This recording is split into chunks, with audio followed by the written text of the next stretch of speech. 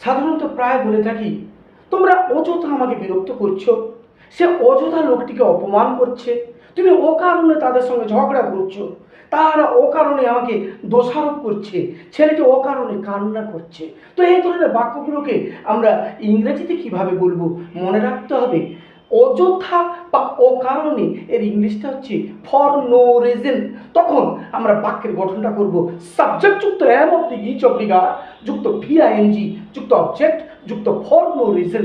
যদি বলি তোমরা অযথা আমাকে বিরক্ত করছো, you are disturbing me for no reason. সে অযথা লোকটিকে অপমান করছে, he is insulting the man for no reason.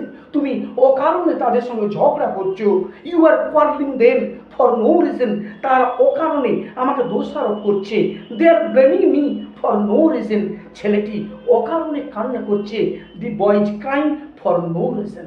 আশা রাখি তোমরা ব্যাপারটা বুঝতে